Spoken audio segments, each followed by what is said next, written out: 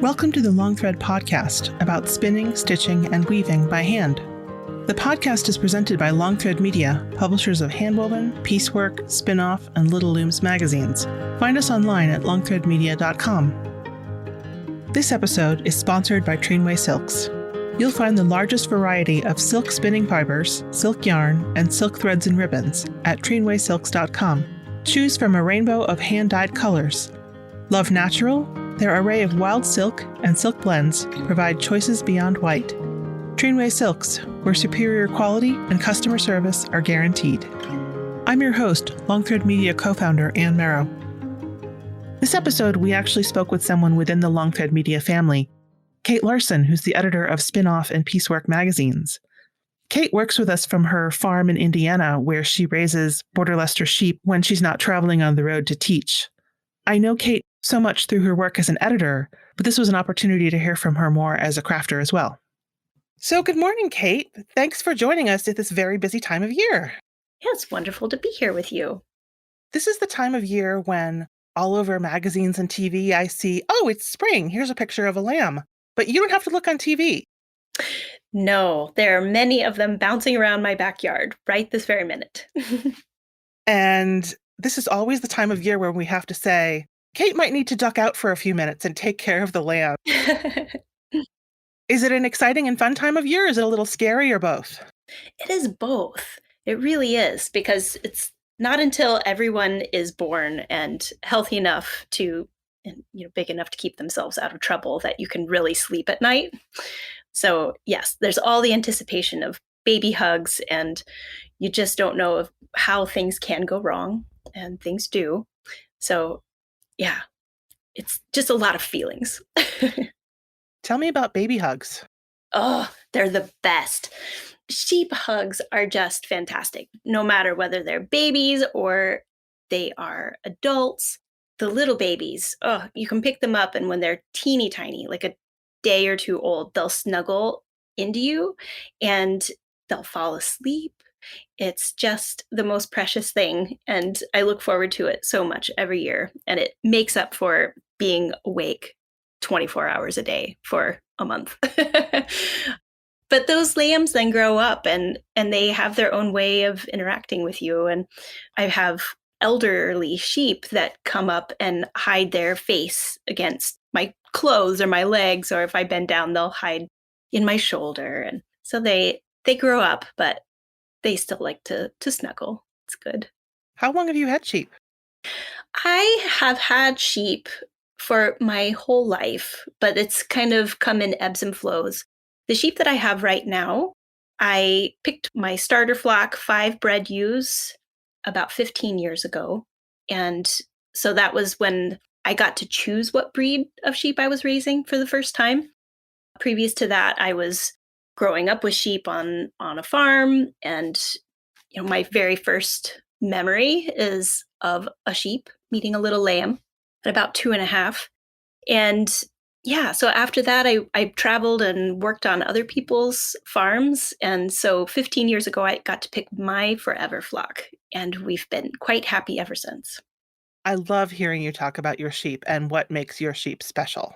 I think they are the smartest, most beautiful sheep in the world. I know that's a little biased, and everybody has their own perfect sheep. It's a little bit like love at first sight. There's just this perfect sheep shape in your mind, and when you meet them, it's the one. And that definitely was the case for me. And I was working on a farm in northern Vermont, and they had a flock of sheep that had started as monodales, and they had worked with a number of different rams, and they were kind of a hodgepodge crossbred, but they were perfectly suited to where they lived. So the specific breed in many flocks isn't as important as their ability to fit in the landscape and the management system. And these sheep were the smartest sheep that I had ever met. And the way that they grazed as a large group and moved through a pasture, we'd put them into a new pasture and they would immediately run to the back. And then the group would split in half and they would go around the edges of the boundary. And we were doing intensive rotational grazing. So they got a new space like every week. So they knew exactly how much food they had before they started eating. And they were just remarkable. And that particular flock, when I met them, they were about 50% Leicester, both blue-faced Leicester and Border Leicester. And when I started looking for what breed I wanted to raise, which, was a lifelong endeavor, but when I got serious about picking a flock, I went to a couple of shows, Maryland Sheep and Wool and the big livestock exposition that happens in Louisville, Kentucky each year. And the sheep that I recognized that intelligence in over and over were Border Leicesters. And they're always looking you right in the eye. A lot of breeds of sheep that I've worked with that I feel like they see the human and your boots are human, your face is human. And these sheep, they're always looking you square in the eye and they're watching for your cues and they like working with their shepherd and they give hugs. When they've been in your arms since the very first day, that really is a lifelong rapport. It is. And it's the most important relationship in my life. And I get to share that with my husband as well. And so we both are with those animals every day of their lives. And they trust us and we trust them. And we just have this great relationship as long as they are with us. You mentioned that how they fit into the landscape is really important. And your connection to your landscape is also really important. It is, yeah. So I live on a parcel of land that has been in my family since the 1930s, but it's adjacent to property that my family moved to in the 1860s. So we've been here for quite a long time. And the particular parcel that I live on was purchased with my great-grandmother's inheritance. So it was always called Sally's Place. So I live at Sally's Place, and I love that she bought it with her own money and in the 30s. And previous to that, this particular piece of land was a village in one of the first villages in the area. It was called Slickville because we have so much clay that this was where they said, yes, we need to make clay tiles there. So there were large kilns here and a little village, a blacksmith shop, that kind of thing. And so this piece of property has had a lot of human impact and a lot of churning of the soil and intensive crop production for about 100 years. So much of what we are doing here with the sheep is increasing the fertility of the soil. We're putting it back into the soil. And that's a really important part of my life. I have a background in environmental soil chemistry. And so healing this landscape is my life's work. I first met you as a spinner, and of course, you're the editor of Spin-Off and PieceWork. So I think of you in a textile realm. So this interest and connection to soil and grass and choosing the kinds of soil and the physical impact and the chemical impact, it's just this whole other dimension. Yeah. And it's so funny when I talk to people and to me, it's all one big thing. It's one big life. And then there's these aspects of it, like the hand spinning and teaching hand spinning. For me, that has everything to do with the sheep. But I meet people in various contexts where they may not think of it as cohesive. But I do try to talk about my sheep as much as possible in all of the parts of my life. So the hand spinning really came out of a way to help the sheep have purpose and to integrate that into my life. And I literally started teaching so that I could buy my flock someday. So when you were picking your sheep, in addition to good looks and temperament, did the wool come into it? It did, yeah. And I would say it kind of came in a roundabout way because my first spinning class was at a small shop in southern Indiana called Sheep Street, which sadly is no longer with us, but it was a wonderful, wonderful place. And they had a whole wall with lots of big balls of undyed fiber, comb top, like we're used to seeing everywhere now. But even 20 years ago, it wasn't as common to see that in every shop that you went to or every festival. And the first fiber that I held that I couldn't speak. I was so amazed with it. It was blue-faced Leicester. Like so many spinners have this reaction to blue-faced Leicester. And so I started learning more about the sheep and where there were flocks near me and what types of conditions they thrive in. And that was about the time that I then went and moved to Vermont. And when I was working with that flock, and I also had a chance to talk with a shearer who had suggested that a cross between the two, Border Leicester and Blue-faced Leicester, were some of his favorite fleeces. Blue-faced Leicesters have a very fine fleece. It's also not a fleece that covers as much of their bodies as some other breeds. They have clean necks and clean legs, is how we would usually talk about it, meaning they don't have wool on their necks or legs. They have some wool on their neck. It's not like, a turtleneck sweater or something. But they don't have as much wool coverage. And so that can make it challenging for them to live in some colder places. I know now there are definitely flocks that live in very cold places. There's some fantastic flocks in Saskatchewan, for example. And those flocks, to my eye, tend to look a little bit more like Border Leicester. So that's kind of where I was going. And the long wools, that silky luster was what I absolutely loved. As a texture, that's a lifelong texture thing for me too. And so I started meeting those Border Leicester flocks, and that was a better fit for me because what I wanted to do was start with genetics that were close to what I wanted and then work on it and make the sheep that fit for my management and the products that I wanted from them, which is by and large the wool. So I would say after 12, 13 years of working on my flock and making selections for what I wanted to have, I started getting the sheep of my dreams. So it takes a long time, but my sheep, the fleeces that I'm getting from them now are what I always wanted. One of the things that you did was to bring in color genetics. And at first, I didn't even know that there were colored Border Leicesters. Yes. Yeah. And it wasn't all that long ago that there's 2 breed associations in the United States for Border Leicesters. And it's only been in the last few years that they have allowed you to register natural color Border Leicesters. And Leicesters come in white or black. And so, yeah, I bought a black ram lamb, and immediately started having lots of natural color animals in my flock, lots of them.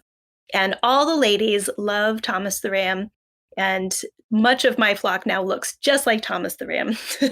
Does the personality come through as well as the color? Do you have to look for a sweet boy as well as a handsome boy? I think so. And I have talked to other Leicester breeders who have noticed this as well. The Border Leicesters, they tend to be really good at their jobs, very serious about their jobs. And so they're wound a little tight. They can be very aggressive. I've found that it's like a switch that flips on in their brain. They're either fine and they are sweet and I can trust them, or they cannot be trusted. And I've had a couple of cases of that where I've had rams that were not safe and I needed to send them along because they were too dangerous to have on the farm. But for the most part, they're just lovely gentlemen. So I definitely went to do a farm visit where I got Thomas, the black lamb, and watched how their sheep interacted. Were the farmers comfortable getting in the pen with their mature rams? That kind of thing. Because it is very inheritable. And so, yes, Thomas is one of the most laid back sheep I've ever had. And his offspring are just like him. I kind of wondered about that when you talked about how lambs just come and nuzzle into you. I've never been around a lamb. We had a few sheep when I was a kid, but they were older. But it always makes me a little nervous to be near baby animals. Do they need to be socialized? And it sounds like there is an inherent bond with you. Yeah. And you do have to watch it a little bit, especially with the ram lambs. You want to develop firm boundaries with them from the beginning so they know that you're in charge, even when they grow up to be 350-pound beasts, that you want them to still respect your space. And so there's a little bit of a balance there with the boys in particular, but the wethers, which are the castrated males, and any of the ewes, then you can snuggle them all you want. But you're definitely, the science of the animal behavior, and as we handle those babies, we are imprinting ourselves on them and vice versa. So yeah, we're definitely creating a relationship. Now, one of the things that I've noticed is that, at least among spinners, there's an assumption that you always want a covered fleece. And one of the things I've noticed about your sheep, and when you mentioned that they can be a little bit assertive, I thought, is that why you don't tend to coat your sheep, or are there other reasons? So that it's a really good question. And there are a lot of people who coat their fleeces and don't have any trouble with them. It depends quite a lot on wool type. So my flock of Border Leicesters they have Leicester long wool fleeces, and those tend to felt more readily on their bodies, which is what we usually call cotting, cotting. And it usually doesn't cot down to their skin. It's like the middle of the staple of the wool. And so if you have the right conditions, a warm, wet spring day, like we're having here right this minute, and you have a coat that's creating agitation, it can just felt all the way around their little bodies, which is really hard to shear off as well, not to mention ruining the fleece. So I do know that there are people who make it work. And there's a fantastic flock of Border Leicesters in northern Minnesota that I follow, and they only put coats on through the middle of the winter when they're most likely to be getting hay and eating out of round bales and things like that and getting dirty. I don't coat my sheep. What I usually tend to do is just try to be as careful as I can all year long. That combined with careful skirting. So when we shear, I take out the center line of the back, the wool that's right along the sheep's spine, and that's where most of the debris ends up on a long wool fleece that tends to part down the middle. And so, yeah, if I pull those key areas out of the fleeces, I can get away with not coating. And there's always the stress for the farmer of not knowing what's happening under the coat. They could have something going on with their skin. They could have parasites, external parasites, and things like that. So I choose not to. Never mind the stress of having to catch the sheep. Yes. Yeah, because if you have, especially the types of breeds that are often coated for good reasons, like fine wool fleeces, because those can just get so dirty and you'll never get that chaff out again. Those fleeces grow so fast and grow so big. The staples go straight out of the skin all the way around. And so they just get bigger and bigger and bigger. So those coats often have to be changed 3 or 4 times in a year. So you have to have all those different size coats so you can keep giving each animal a larger coat. It's a big investment. So those fleeces cost more for good reason. Plus, there's a whole sewing job. The sheep can tear a hole in it, and then in addition to coating your fleece, you have to sew up the jacket. Yes. Yeah, especially if you have horned sheep and they can like take their own coats off. So you work not just with your wool, but wool from all over. And I have to say that as a spinner, you are probably the most productive spinner I have ever met, not just because of how much spinning you do, but then how much you do with the wool. You don't just have bins of a skein here and a skein there. You actually have projects that you have made with your wool. Yeah, and I really love seeing what they all do. And I'm definitely in all parts of my life someone who learns by doing it and making mistakes and learning like, oh, something terrible went wrong. That's fascinating. And using that to inform my work. I'm someone who needs to do the work to figure it out. And so talking about different breeds, different wools, you can't talk about just Corriedale. There's a huge range of fleece types that are Corriedale. And what each of those does best and how they behave, how they wear over long periods of time. So I tend to make whole projects instead of swatches. So a whole project that then I wear the sweater out to see how it broke. What was the end result? So it's a slow way of learning things.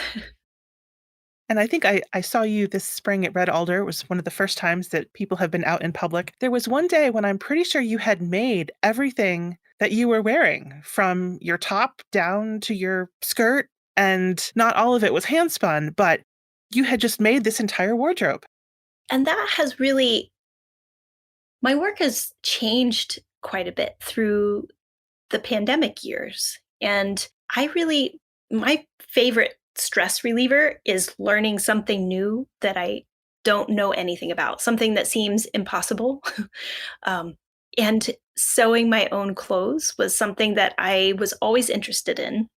And what I would really like to do is make the cloth to make my clothes. And I finally, at the beginning of the pandemic, felt like, well, if I'm weaving the cloth, I'm not going to feel comfortable making just, a top to see if it works. There's a lot of time involved. And so I finally gave myself permission to just buy commercial cloth, because you don't have to raise everything from the ground up, Kate, and buy commercial cloth and just try it. Do what I do with things: cut out a shape, try a pattern, see if it works. If it doesn't, keep wearing it. Sometimes you change your mind about it. And that pretty quickly evolved into hand sewing all of my own clothes. And I got very interested through my work on PieceWork magazine in looking into historic hand stitches and plain sewing. Plain sewing is just so evocative. Just the basic things that people before us learned at a young age that I didn't. And so I wanted to teach myself to do these things. And so it takes a lot of practice. So after miles and miles of felling stitch, I feel more confident after several years that I can tackle those things. And so, yeah, Red Alder was the first time that I've been in public wearing all of my own handmade clothes, looking like a craft booth.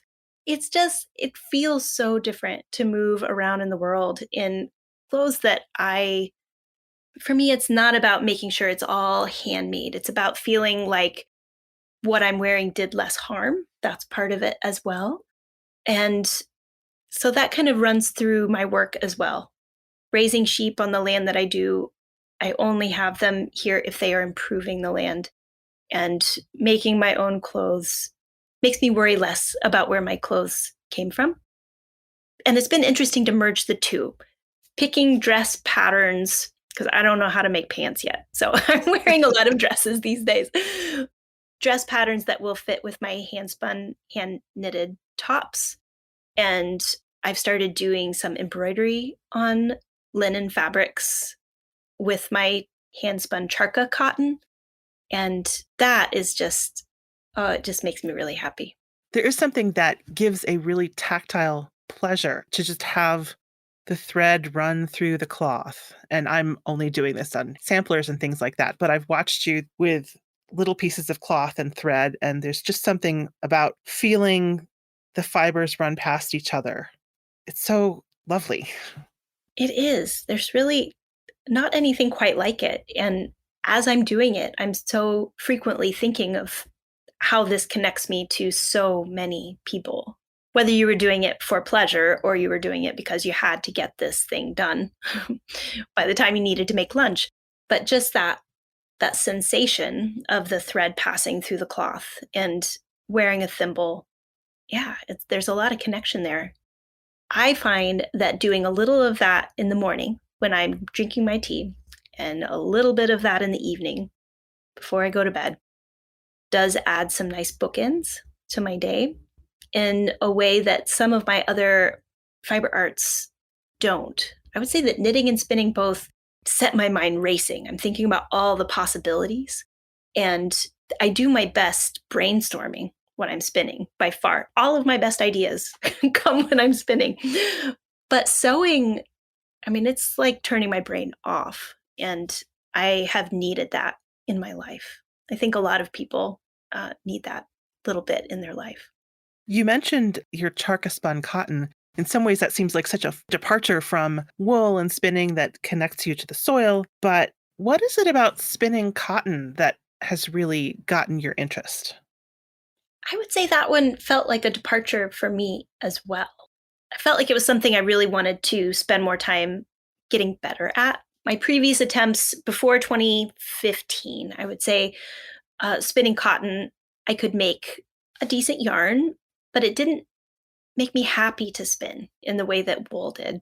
And I usually feel like that's something that I need to just like work on.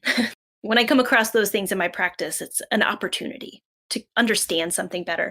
So I got a charka and took a charka class, and it opened up this whole other world for me. And kind of like hand sewing, like the rhythms in your body as you're doing it feel so different. And the way that you have to respond to the cotton as you're drafting, it is unlike sitting at a spinning wheel and spinning wool. And I think that's often why people like myself that learn to spin by sitting at a wheel with wool or a spindle even, it'll feel so foreign and you can't react in the same way. Like if you see a slub, if you have a thick spot or it gets too thin, your quick reactions need to be very different. And I won't go down that rabbit hole of explaining what that means, but just you need to be more considerate of the fiber as it's being turned into yarn because it's so short and it needs so much twist. And with a charka, you have one hand that's moving at a speed in one direction and you're drafting perpendicular to that at a different speed. And both of your hands are doing very different jobs. And I find that that's often what makes me feel very relaxed. Knitting with two colors of yarn with color stranding does the same thing for me. It's occupying both parts of your brain as you're working, and it's calming. And so I think that there is just so much truth to that logic that we come to in India of we all did some of this each day. We would be better people and the world would be a better place. I do agree with that. So I started my daily charka practice in 2016, I would say. And I have not always been able to keep that up each and every day. And that's another thing too. Being too rigid in your craft can be harmful, I find, for me. So rather than judging, I just try to keep coming back to it and making space for that. And I have been absolutely delighted to find how useful my handspun cotton yarns are beyond weaving. I love embroidering with my handspun cotton. I love knitting with it. And I have just been so amazed at how handspun cotton behaves so differently than mill-spun cotton yarns that you would purchase at the yarn store, even really, really nice ones. But handspun cotton has a resiliency that I haven't experienced in a commercial yarn. So knitting large shawls out of handspun cotton, I would have said, oh, that's a terrible idea. And it works. It works. And Malvinia Hodges has been a great inspiration for me there. And you can follow her online at Traditions and Cloth. And she does incredible work growing cotton in a place you shouldn't be able to. She's growing cotton in Chicago. And I know that you've interviewed her here on the podcast. And she's a great inspiration to me. Yeah, because the conventional wisdom among spinners is that cotton is no fun to spin. It's hard to spin, but you have actually found it to be fun to spin. Yes. And I would say it took me some time. And I love teaching other people to spin cotton and helping them kind of have a shorter course to get to the fun part than I found. And there are some key pieces of advice with cotton. Like if you're spinning sliver, spinning from one end, the fiber will draft easily. If you spin it from the other, it will not. It will stop you dead in your tracks. And I had some cotton that I was trying to spin that just was compacted and not easy to spin. And it wasn't me, it was the fiber. So there's things like that that can really help you get to the fun part faster. And so even when I'm teaching wool breeds, I'll often have my charka and entice people to give it a try. And you taught a charka class this fall at SOAR, and there were so many people who left the class and went and tried to buy charkas, even in some cases, one of our colleagues who has never actually spun before. Yes, she did great. Yeah. I really love beginning charka classes because there's such a mix of people who have just been curious and not really touched one yet, combined with people who bought one 20 years ago and it's been in the back of a closet because they couldn't make it work. They often need a lot of love. I often say they're like little animals. It's like having a little pet. And you listen to their noises and they require more adjustment, most of them. There's some really nice, very finely tuned charkas on the market that don't need as much love and care. They spin out of the box. The older style classic box charka, or especially book charkas, they need some love. When you've spun on them for a while, they settle in and they're easier to use. And there's some little tips of where to oil, how to oil, adjusting the different pieces because they're not locked into place like a spinning wheel. Everything's mobile. I watched you fall in love more with the charka and develop an interest in it and start thinking about how to teach it. One of the things I found so interesting is that it's not enough to know how to do something as a teacher. So watching you go through the process of developing the class was so enlightening. Yeah, there's a lot of problem solving that has to go on as an instructor behind the scenes in terms of figuring out where people are coming from. So a big piece of it is just going back and remembering what it was like to not know what to do with this cotton sliver. And it feels so different than wool. And your first reactions, if you're spinning, you might pull too hard and it just keeps breaking over and over. With cotton on charka, I think it's a little bit like learning to spin all over again, like being a beginning spinner, where you're having to learn the body movements and the drafting, the different parts of your body doing different jobs and getting all of that to come together. So it's not the same as learning to spin just a new fiber on a tool you already have some comfort level with. So yeah, I would say that has been one of the most challenging classes for me to figure out how to make it as smooth and successful as possible for students, because you don't want to sit in the space where you're uncomfortable with learning for very long when you're in a workshop. You have to do that with all of these tools. You have to go home and just sit with it and sit in that uncomfortable learning space with all that tension of, do I really want to be doing this? Why am I doing this? and feeling like you're far away from what you want to be producing. So that's an important part of the process. But we are doing this for fun. We are so lucky in our lives to be able to, most of us at this point, be able to do this for fun, not to clothe our many children and our families or earn our living in this way. So to try and make it as smooth as possible, but also let people make the mistakes that you have to make in order to learn how to get unstuck when you go home. But it's as smooth as possible for the student, and the student is there to have fun, but there's all that preparation for you as a teacher.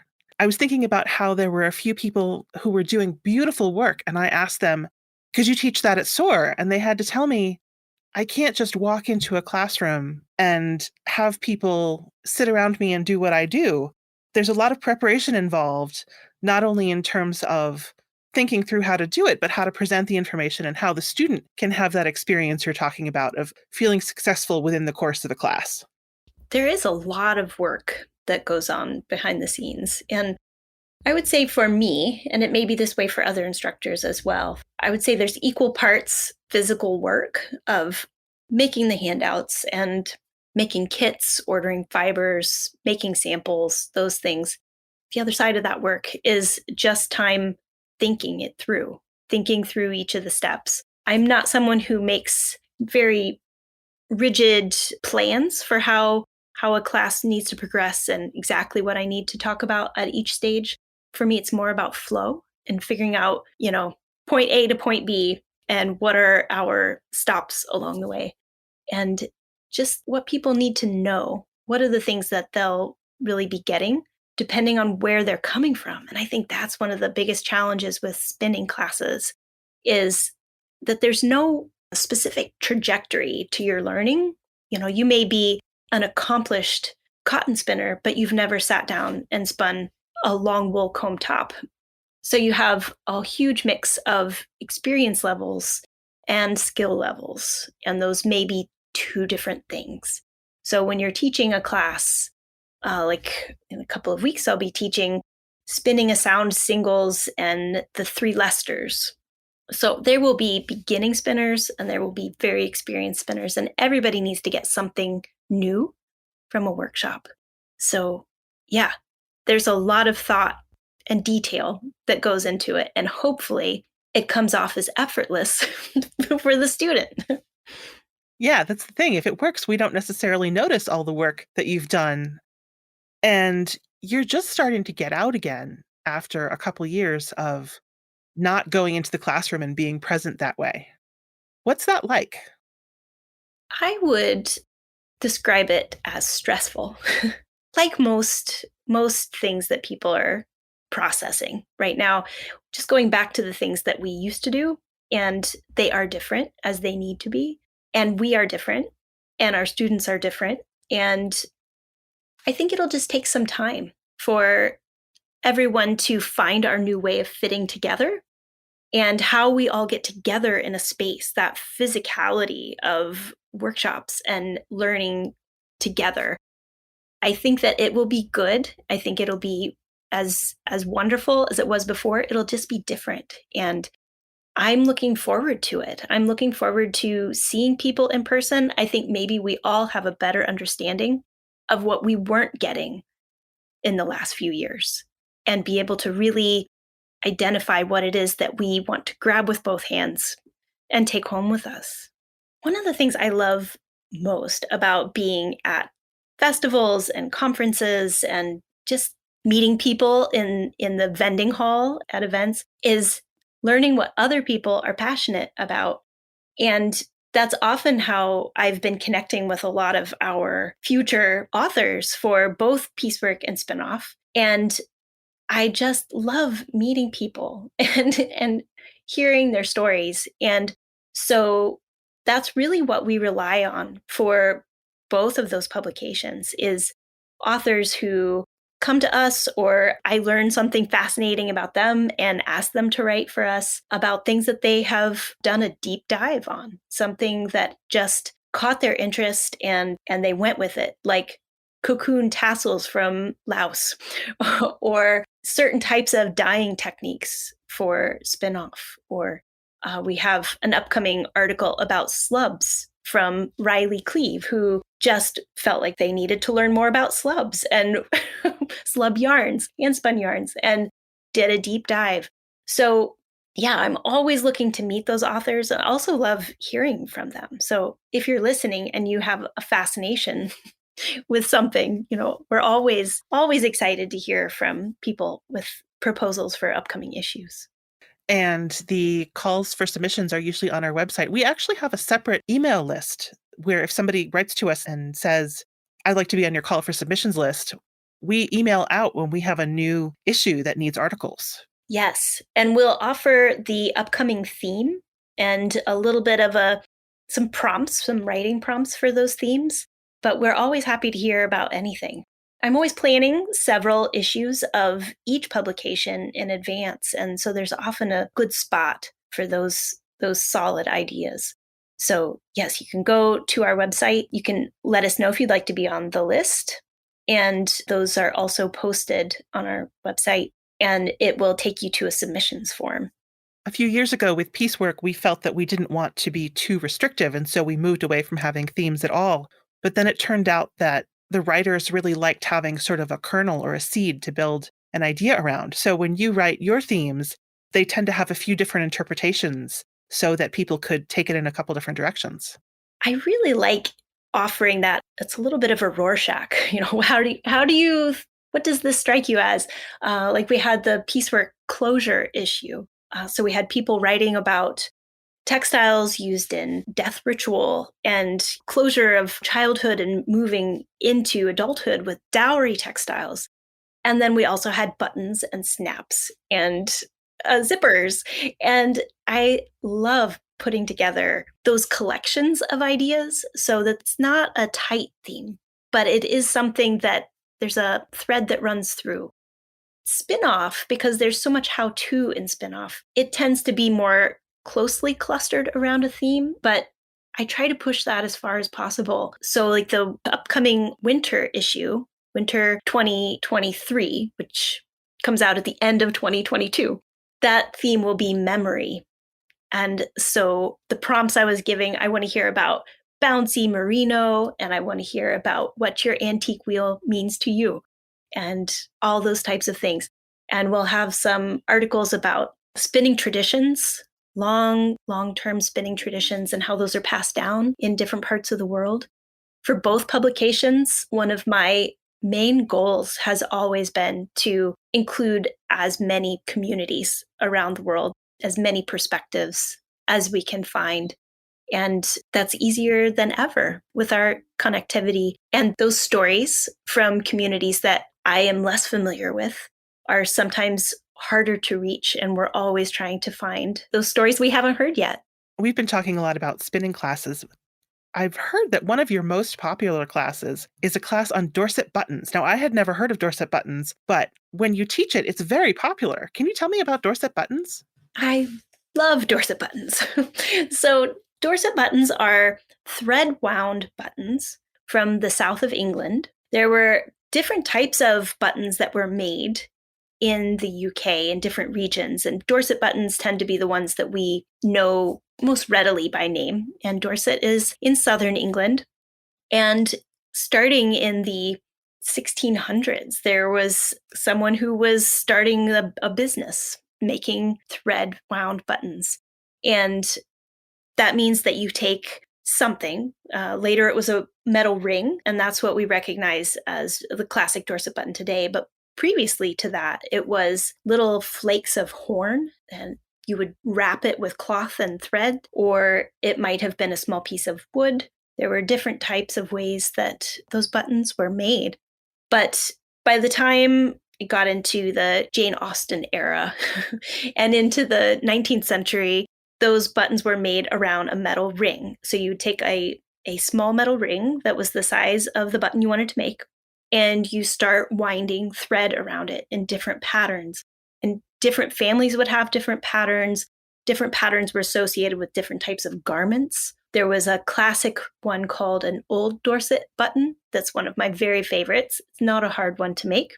But you take the metal ring and you do a buttonhole stitch like you would with embroidery around the ring, all the way around. That's the most time-consuming part of it. And you're working with linen thread traditionally.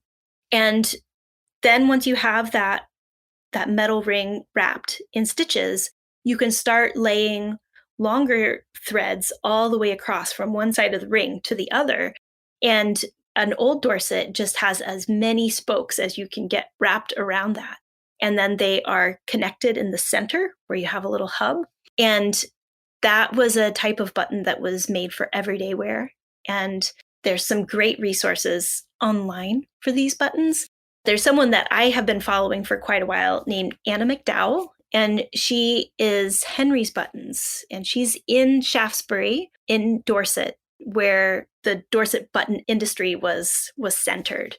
And she does buttons for films and things as well. So the Far From the Madding Crowd film that came out a number of years ago had Dorset buttons made by Anna McDowell featured in it. It was very exciting.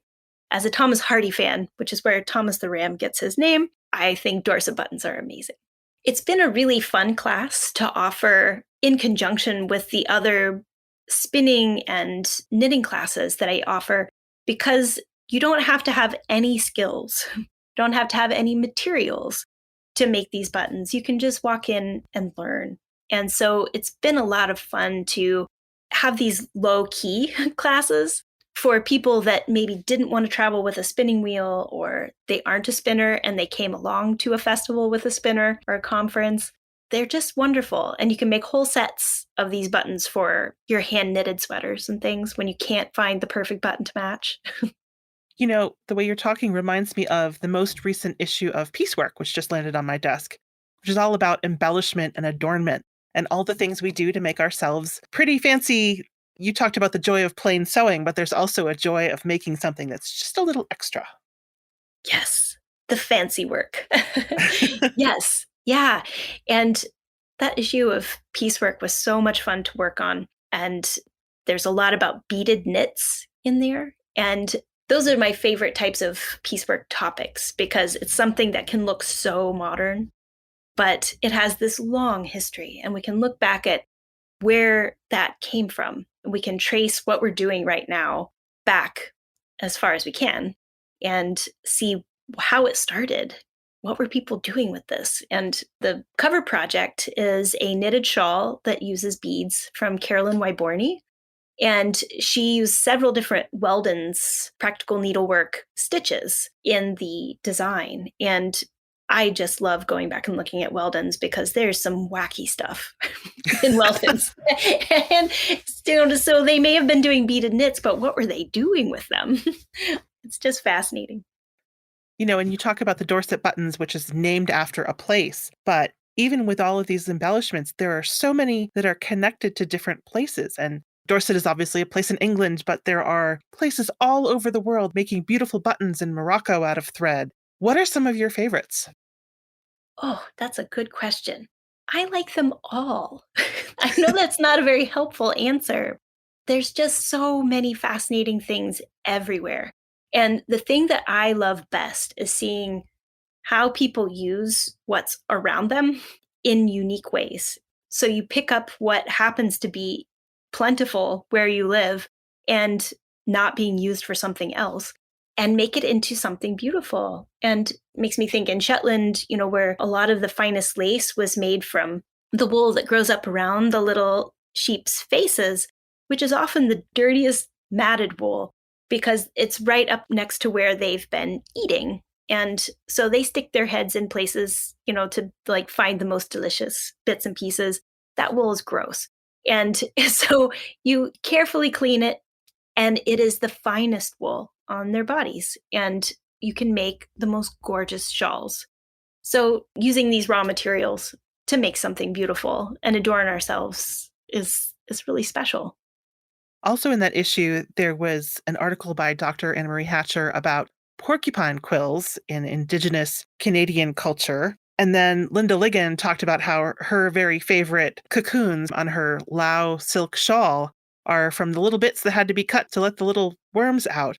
And so you have this beautiful piece of silk that you can't reel. What shall we do with it? Well, we'll make it something decorative. Yes, I just love it. And those tassels. Yes, so there are these cocoons that have to be allowed to hatch. So the worm comes out, and they have been making them into tassels for gorgeous hand-woven textiles. And who knew? And the porcupine quill article is fantastic. It is so wonderful. Anna Marie talks quite a bit about how the porcupine quills were dyed and then worked into different patterns. And we were so excited to be able to work with some knowledge keepers from the Indigenous community that we were discussing. And they helped us with some pronunciations for the article because we always want to get it as right, even in our heads as we're reading. Speaking of dyeing, you do a lot of natural dyeing, but in a very low-key way. I hear that you just I just have a madder pot on. I think I'll just put something in it. That really is my approach with natural dyeing. I've kind of tried to make sure that I stay at that level because there's so much to know about natural dyeing. It is so deep and wide, and it's a lifetime of learning. Just pick one natural dye, and it could be a lifetime of work. And I'm out of space for lifetimes of work right now. And I want to be able to give myself permission to just see what happens. And so madder is something that I adore. And so I'm going to start planting some madder. And so I see that as probably my next deep dive. And how many colors can we get out of it, and changing the pH. And I have enough of a chemistry background to get myself in trouble. And then there's indigo. Like, how can you not spend all your time working on indigo too? So, and then that just connects so well with raising all these sheep and making my clothes. Everything I make has to go in an indigo pot, right? Yeah. Yes. So one of the things that you've been doing since you've been at home over the last couple of years is you've taken a much more active role in shearing. Yes. Yes. I have a wonderful shearer who worked on my flock for many years, and she is also a lab technician at a hospital and was not able to continue shearing during the pandemic. So, yes, I did a shearing school when I was living in Vermont years ago. So I know how to do it. That is not the same as doing it. A lot of shearers will say, like, your first 200 sheep are practice kind of thing. I mean, it is such a skill. And I've got like 40 sheep, so that would be quite a few years of practicing. So what my husband and I do, we bought a couple of shearing handsets and we do them standing up, which is a good fit for my sheep. The main reason that sheep are set down on their rear ends to be sheared, like a real shearer knows how to do, is to tighten their hide. You can roll them around and make sure that their skin is tight where the shears are going over so they don't get cut. My sheep are a tight hided sheep, and they also get as much to eat as they want. So they're not skinny sheep. And so they're safe to do standing up. And so I hold my sheep and tell them they're pretty and how much I love them and give them something to eat while my husband shears them. So it is a very slow way of shearing. And I would still be using my wonderful, very, very experienced shearer if it wasn't for the COVID years. But this has been working for us. So there's many ways that the world shutting down impacts people in different ways. And that was one of them for us, was we had to start doing all of our own shearing. And so that became an every weekend project for a lot of weekends. And at first I thought, oh, Kate, you'll have so much time. You're not traveling to teach anymore. And you were like, no. No. No. But I have to say, I've really come to enjoy it. And I get to spend 40 minutes with just one of my sheep. And I can look them all over, look underneath them, see if they have something going on that I didn't know about, look at their feet. And I don't know, it's just been, I wouldn't spend 40 minutes looking one sheep in the eye if we weren't doing this shearing way we're doing it. And I was also concerned at first that our fleece quality would go down with second cuts, and because we are not professional shearers. But I have to say, with a little bit of practice, it's pretty good. It's pretty good. And we've found different ways around it. You know, there's some shears that are the blades that are more dangerous but cut faster and better. And then other shears that are the opposite and are like safety scissors, basically. And so we use both. And so we can move back and forth between them. So when we're shearing their bellies or something that's a little more dangerous, like you might cut them, then we have our safety scissor blades that we can pull out. So it's working for us. And so we're able to really reduce the number of second cuts. And yeah, it's just a slowing down of pretty much everything right now. But sometimes that's okay. But the one thing that's not slowing down is lambing, because you had something like, what was it, 6 lambs in a day? Yes, in like a 36-hour window. Yeah. So Border Leicesters, more than some other breeds, tend to cluster when they become pregnant. And some breeds of sheep, you can have them get pregnant at any time of the year. Some of them only get pregnant in the spring, but it'll be early. Like a lot of people are well done with lambing by February. Border Leicesters tend to not breed out of season. They tend to not have lambs earlier in the year. So my lambs come in April, and they tend to all come at once. So last year I had 16 lambs born, and they came in like a 4-day period. And so everybody lambs all at once. And this was a very, very small lambing group for me this year with only 4 ewes. And yeah, we just have one lady left to go. So we had triplets, a set of twins, and a single all at once. That must be very stressful, but whew, what a relief that you have, 6 good, healthy lambs. It is, yeah. And our strategy for keeping as many different genetic lines going in the flock as possible while not producing that many lambs each year is I have 2 separate lambing groups, and they alternate years. And that allows me to keep more mothers in productive shape than I want to have lambing each year. So every lambing year is a little different because it's a different group of ewes. And this particular group was 2 inexperienced girls and 2 very experienced girls. So it's a nice balance. Well, we always love seeing the new lamb pictures. You graciously allowed our readers to name one of your lambs a few years ago. Yes, yeah. And she was a sweet little girl. And everybody decided on Molly. We put Molly's little shining face up on Instagram and everybody weighed in.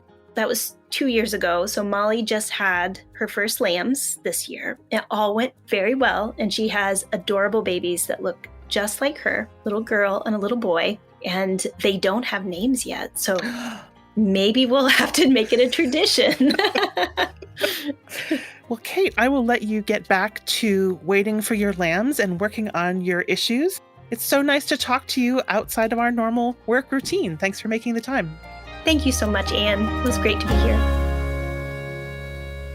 Thanks to Trinway Silks for sponsoring this episode. Thank you for listening to the Long Thread podcast. If you enjoyed this episode, please rate the show and leave us a comment on Apple Podcasts or your favorite podcast platform. Thanks again.